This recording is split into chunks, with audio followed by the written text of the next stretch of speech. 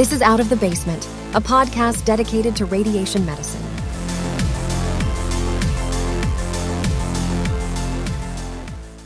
I'm Dr. Jason Beckta, and this is Out of the Basement, a practical radiation medicine podcast with a hybrid episode of RVU-U and a verbal letter to the editor. I guess. Whatever. Who knows? Mostly it's just me talking to myself in a closet. The paper recently published in PRO called Answering the Call for Radiation Oncologists to Direct Radiopharmaceutical Therapy. Sometimes I don't like when we write things as like letters to the editor or whatnot. I am not sure, one, if anyone reads these things, two, if anyone cares, and three, if the tone of the letters really conveys the attitude of the author. So I disagree with many, well, I don't even disagree. I take that back. This paper on Radiopharm, many of the points are many of the concerns I have in general about our current understanding as radiation oncologists in the system of medicine in America that we have, and a lot of misunderstandings. But I generally agree with the sentiment of the paper, the people who wrote it. I like most of the meta things while not liking the things in the paper itself. And I feel like if I wrote these things down, it would come across as more negative than I feel about it. And plus, I've seen the metrics on my Spotify thing. I know at least some people listen to this, whereas I'm really not sure if people would read anything I write. Who reads anything anymore? Too many things are written.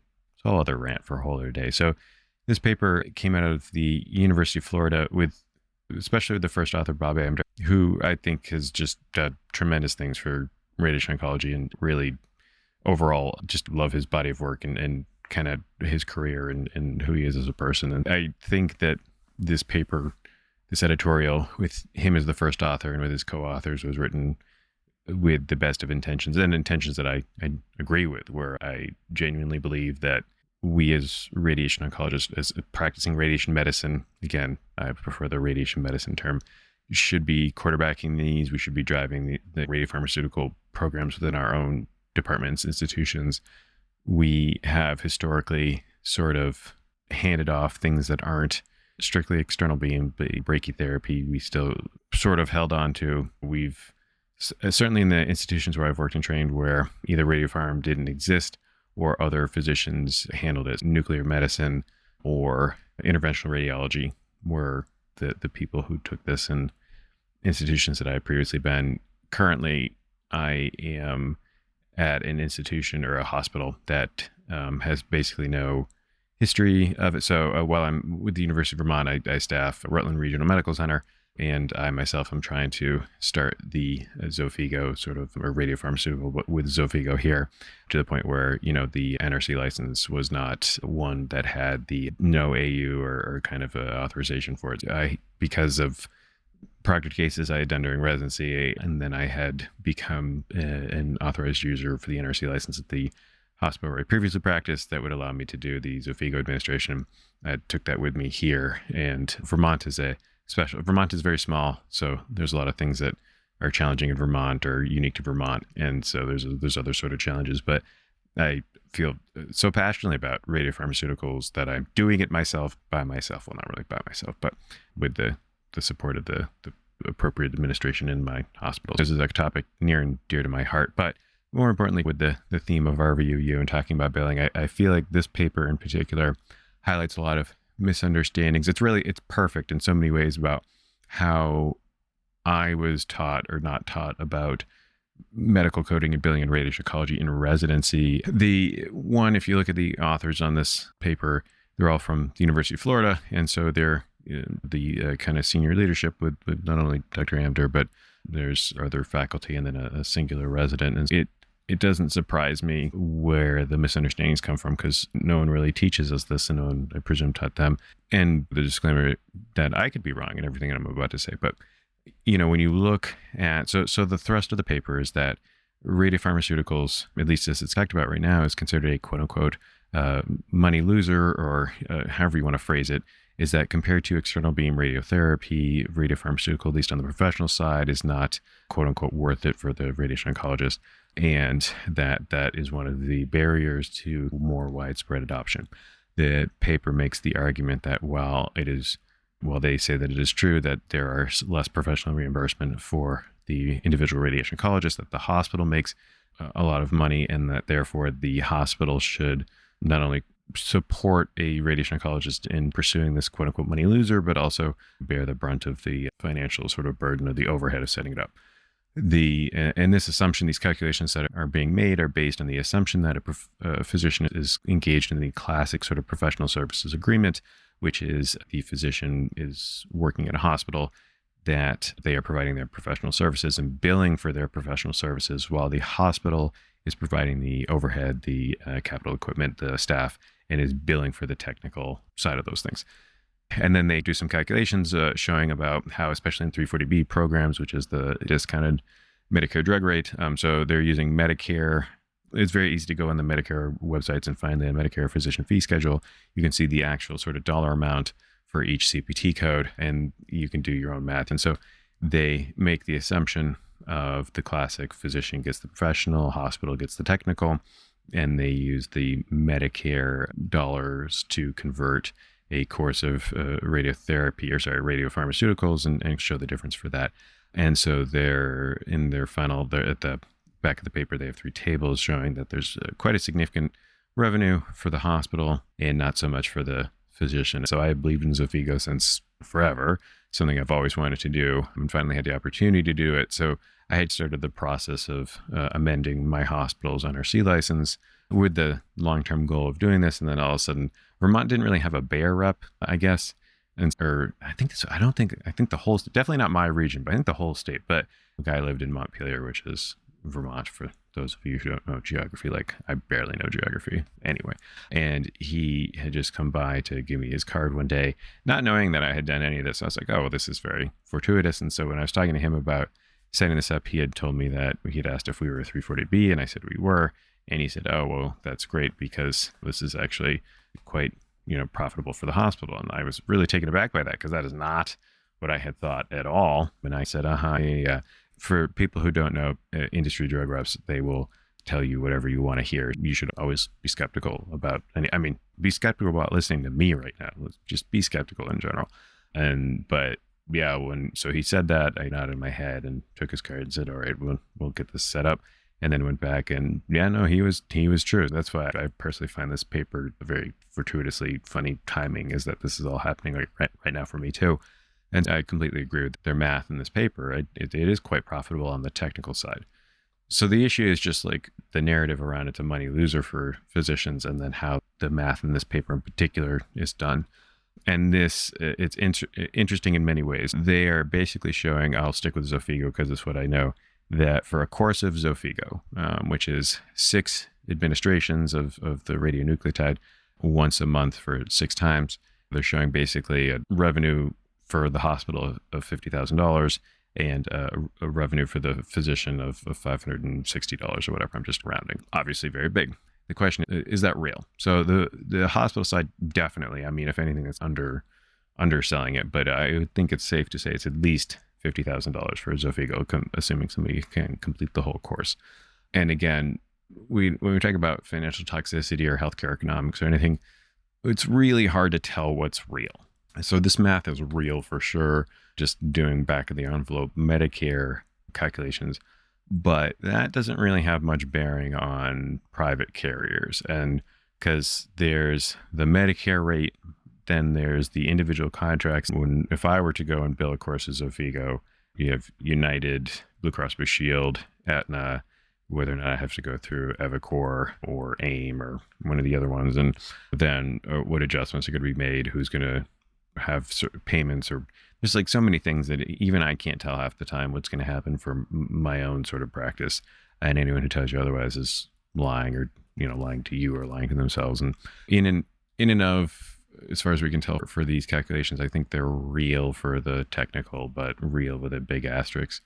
So the CPT code they use for this is 79 79101. And if you go into the Medicare physician fee schedule and look at 79101, the global code, which is both technical and professional, is in 2022, it was 4.41 total RVU, 79101 with a 26 modifier, which is the professional.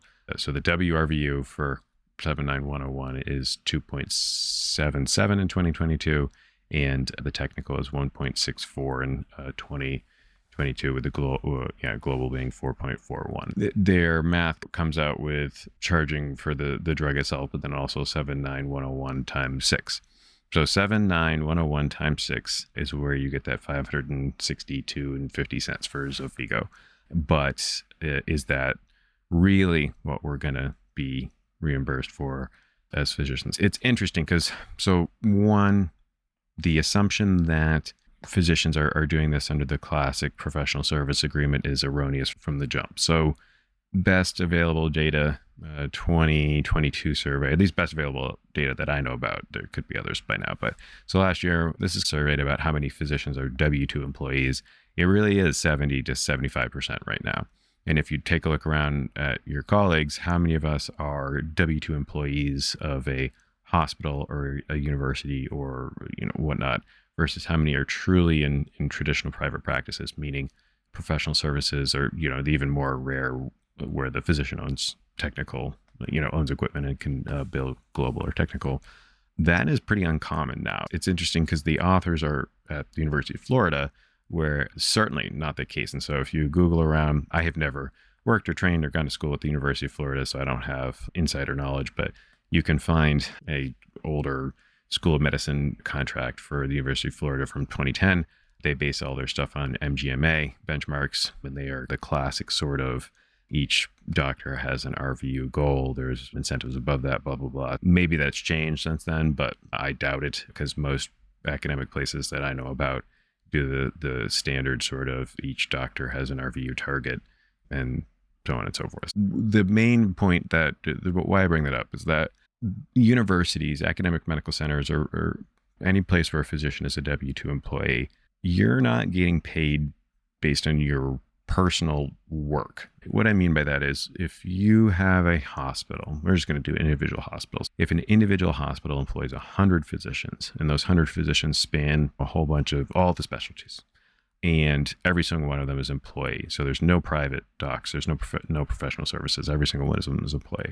How are those doctors getting paid? So yes, each of them have a contract with RVU targets. Those targets are going to be different based on the type of medicine they practice, and their salaries are going to be different based on that. But it is not a one-to-one that the income they are bringing into the hospital, whatever language, if it's a nonprofit, their margin contributions, profit, reimbursement, whatever you want to call it, is not coming for, if they make $1, the professional part of that dollar, usually it's like the bulk of reimbursement is for the technical, because there's like overhead and stuff. So let's just hand wave and say 70% technical, 30% professional for any CPT code. That's wrong, but we'll just go with that. If an individual doctor does a medicine and brings in $1, the assumption that 70% of that dollar goes to the hospital and 30% to the physician is wrong. It all goes to like a central pool. So it all goes to the hospital. Then the hospital it takes that sort of payroll, payrolls their physician, and disseminates the dark, I keep calling it dark money or dark pool because I think it's funny, but like dark matter, that pool is siphoned out or spread out.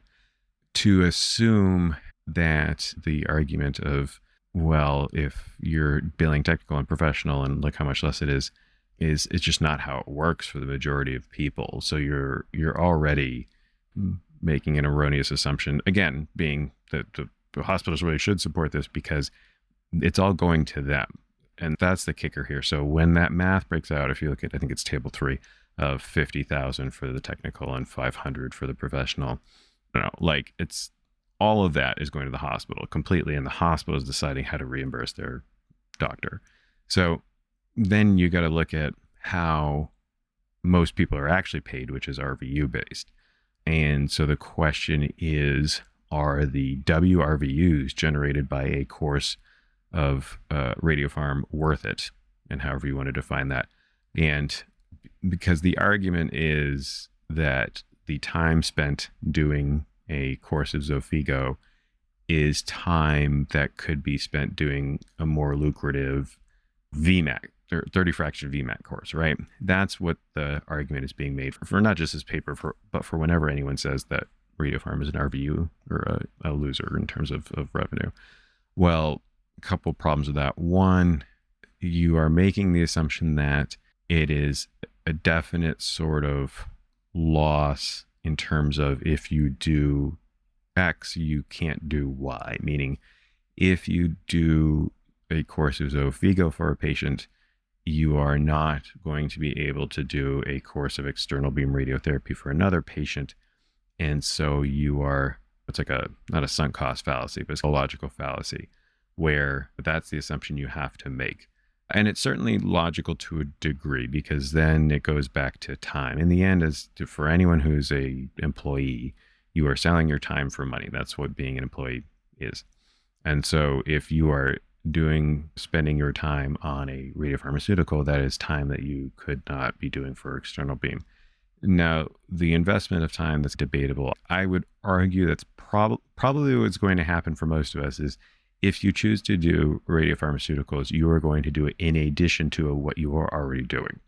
The likely case is that you're just going to end up doing more work, and that there's going to be stress and things, and however you want to quantify that. But you're probably not in a position, I don't know. What I would find it hard to believe that the scenario would exist where a physician in a department would start a radiopharmaceutical program. There's going to be an exchange where the patients they were going to see, if they hadn't done that for external beam, are going to go somewhere else, go to their partners, go to the other physicians in the group.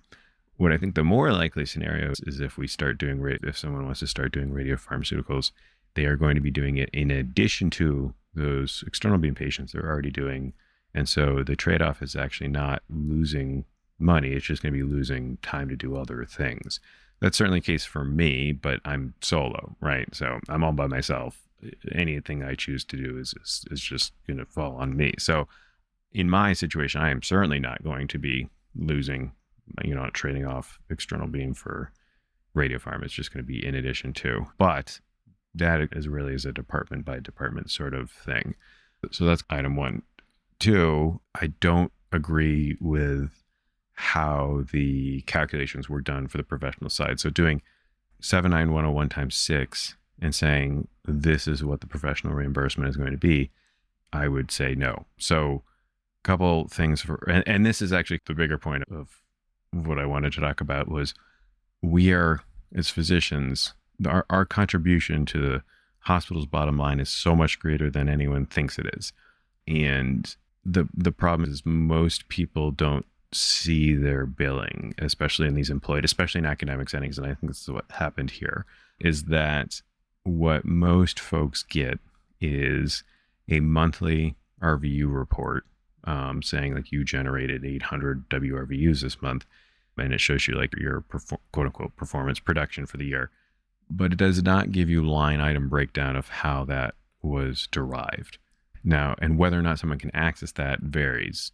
You can run reports, and if you're like using ARIA, let's say, and codes are submitted through that, you can run your own reports in ARIA and see a granular detailed, but there's ways to restrict access to that, and maybe you don't have the place prevents their docs from running that. In Epic, there's a provider dashboard, and you can run your professional charges in there. That's very granular too. But again, that's places can choose to not give their physicians access to that or pay for that part of Epic. And it's hard for a lot of docs in employed positions to understand what is actually being billed for a course of treatment. And that's what this says to me. So if you're doing back of the envelope math of radiopharmaceuticals and you don't understand how these things are billed, this is exactly what you do. You would say, you would go, what is the CPT code for radiopharmaceutical administration? Oh, it's 79101. Well, you do it 6, so obviously it's 79101 times 6, and we compare that to that. That's what I would assume if you're not kind of knees deep in this all the time for how you do that. What I would actually assume, now, there's a couple of things to this, and it depends on who is doing your billing. So billing is not black and white. And there's a lot of debate about this. There's unfortunately not a lot of kind of resources available, but there's a lot of different ways to bill for the same thing. Maybe not a lot, but there's definitely nuance to it. And whether or not certain codes are going to get charged in certain quantities or in certain sequences, whether or not a payer is going to actually reimburse those codes, whether or not they're going to require prior auth or get denied or part, it's going to vary from hospital to hospital, region to region. Region's a very big one. What I would actually say the math could be, because so there's 79101 for radiopharm, but the other code that could be used is 77750. And so then it just gets into the weeds about which one do you use. I personally do think 79101 should be used for this because of a global. So 79101 is individual Radiopharmaceutical Administration. There is 77750 is also Radiopharm. The problem, I don't know if it's a problem, but there's no global period for 79101, whereas there is a global period for 77750, meaning that if you drop the 750 charge for any sort of evaluation and management in the 90 days following that code, that is considered bundled. You can't charge for that. So if you give someone an injection of Xofigo, anything you do with that patient, evaluation and management, like in the clinic for the next 90 days, is included in that singular charge.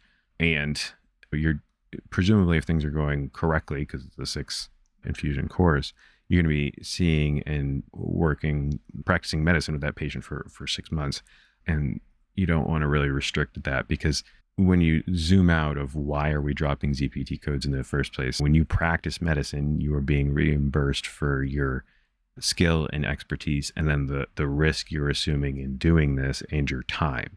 Skill, expertise, risk, and time. That's how I think about it. So if you are for 6 months, every month, checking in with a patient to see if they are appropriate for, how are they doing? Are they appropriate for the next infusion? Does the infusion go as expected? Are there side effects? Are there other things going on? Those are all requiring your skill, expertise, risk, and time. And so I personally think that the physician should be compensated as such for that, because that's just how it works. And I do think 79101 is the correct way to do it. But so if it were me, let's say we have John Smith comes into my clinic for consideration of Xofigo. So first there's a consultation, just like there would be any way. But usually for anything we're doing, I would argue it's usually complex. I like to bill by time, because it's, I like to write narrative notes. I've done that previous episodes of this, but in the modern era of note bloat, I hate that. So I basically write brief narrative notes, and the kind that if you read them, you could just read it like a story, and it's quick, what I'm thinking, what we're doing. I believe in that deeply. Usually I bill by time, usually 99205, which is level 5, which is 60 minutes. So yeah, there's the E&M code for the initial consultation. If I determine that John Smith is appropriate for Xofigo, you then you order labs, you order other things, but then you move forward with the process. So then there's the treatment planning code. So Xofigo, you are just like if you were choosing to do a head and neck plan, you are conducting a treatment plan. So if you were saying this patient is appropriate for Xofigo and for 6 administrations at this dose, it's the exact same thing as saying like this head neck patient is appropriate for 70 gray and 35 fractions using volumetric modulated arc therapy. So there's a code for that. So it's the 77261s through 263s are the simple to complex treatment planning. You are planning the course of treatment. So then you have, again, 79101 for the 6 administration, but Xofigo is based on weight. The dosing is based on weight. So then that opens up 77300, which is the dosimetry planning. So again, just like when you run, so after you've decided that a person is fit for radiation and have decided on the dose and how you're going to do it, just like if you have a PTV and blah, blah, blah, and when your dosimetrist runs that calculation in Eclipse and that the plan is calculated, there's a calculation CPT code, and you're doing that dose, you're going to weigh the patient each time 6 times, and so that calculation needs to be done 6 times, so you drop that code 6 times, so 77300 times 6. Then the other one is you presumably need to make sure everything is hunky-dory calculation-wise. You got a physicist for a reason, so you have 77336, which is the special medical physics, because this is complicated. You got to make sure when you're injecting a human being with radioactive stuff right into their veins, you want to make sure you're doing it right and safe, and you pull your physicist in for a reason. This is why we have all these people, and so you have 77336. So then this is the part that might be debatable. So just like I was saying, so each month, so we're going to assume John Smith here gets through all 6. So I see the initial consultation. I say, yep, this is my plan, Xofigo for 6. You weigh the patient, do all the math with dosimetry and your dosimetrist in medical physics. They check it, and you give the first one. When they come back for the second one, you have to make sure it is safe and a good idea to do that. That is evaluating and managing this patient, because you might determine if for whatever, maybe lab values or blood counts are too low, patient's not doing well, something else is going on. You might determine that it is not appropriate to do that next administration. Again, skill, expertise, time, risk. And so I would argue, so you have the new patient consultation codes, the 9920, whatever, 5 for complex, but then you switch over to the established patients, which you would bill for follow-up. So I would argue, again, basing on time or complexity, that each time that patient comes back for those subsequent Xofigo administration, that's a complex decision you're making. Again, each injection, you are saying, yes, in my judgment, it is a good idea to do this again. And I am assuming the risk for saying I'm going to inject this human being with the radioactive stuff right into their veins. I would argue you should be billing 99215 or 99214, which is level 4, level 5 follow-up. So basically, but people can disagree with me on that. And so things that you wouldn't bill by billing this, you can think of it almost as like brachytherapy. You don't drop the OOTB code. So there's no like 77427 for when you're doing this.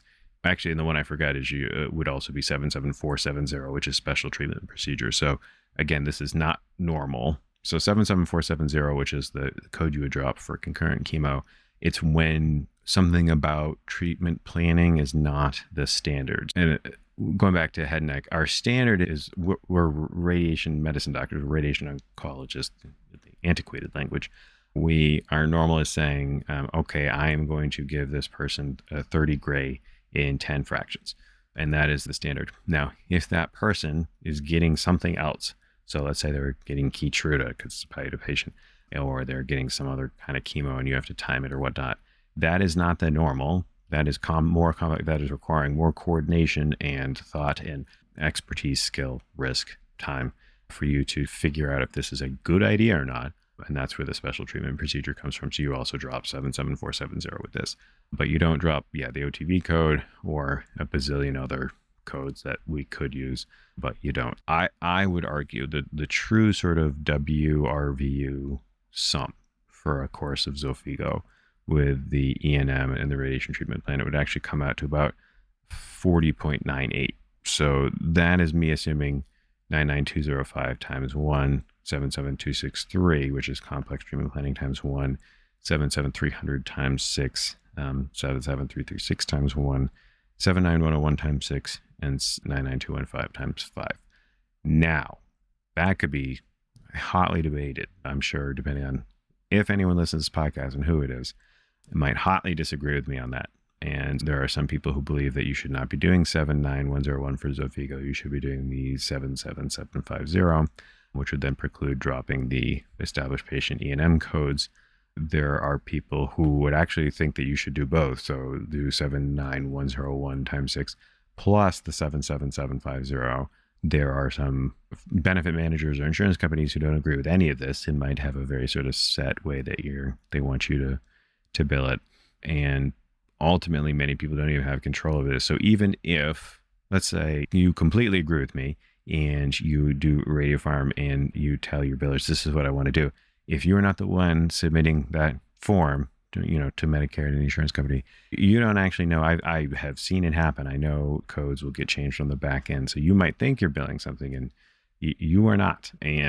But the point being, for this kind of verbal letter to the editor, I completely agree with the sentiment that this is worth it. We should be doing this. So I actually, again, for why I started getting Xofigo going in my neck of the woods. I just believe in it. So I thought it was a money loser. I didn't care about that. I think it's good for the community and something that we should do. And it was a happy accident that I figured out that that was probably not the case. We should be doing this. I do completely agree with everyone who absolutely do it. It's good for everyone, whether or not it makes sense on the professional services side. And two, I don't think that it makes sense for us to make the argument as if everyone's working in a professional services sort of agreement. That's not the case. But three, it just goes back in an understanding of your worth. And so when you're negotiating with your hospital department, whatever, for these contracts for salary, total comp, however you want to do it, your contribution to the hospital is so much bigger than they want you to know. So with Xofigo is another great example. So I'm arguing here a single course of Xofigo is actually 40.98, which is more in the range of, like, depending on who's doing the billing, of like 30 fraction VMAT, but that's another thing for a whole other time. But the hospital doesn't want you to know that. But then think about all the other things that you got going on. So if you have that patient, they're coming in 6 times, arguably 7 times, because you needed to have them do the consult first. What are the things you're doing for that patient? Are you ordering labs? You should be.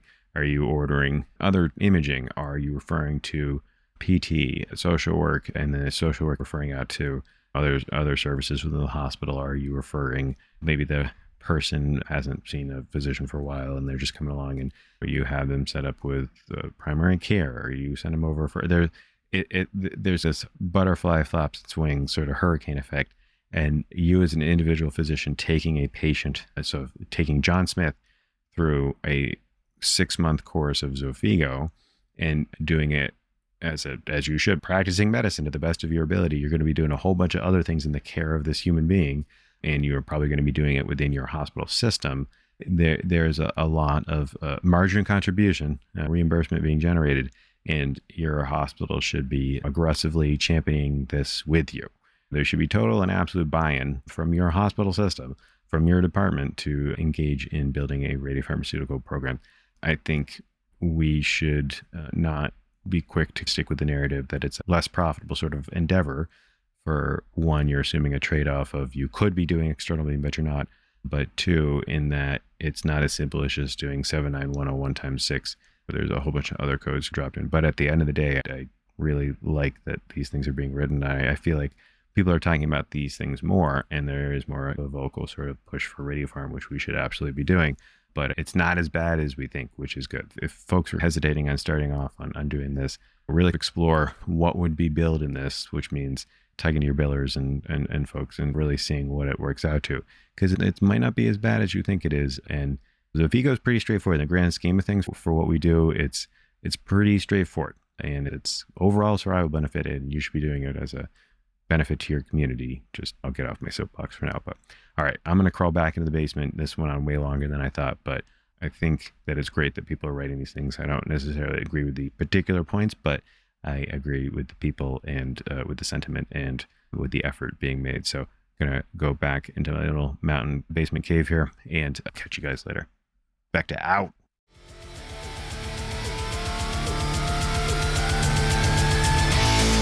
This has been a Photon Media production. Don't forget to like and subscribe on whatever platform you use to listen to us. Be well and beam on.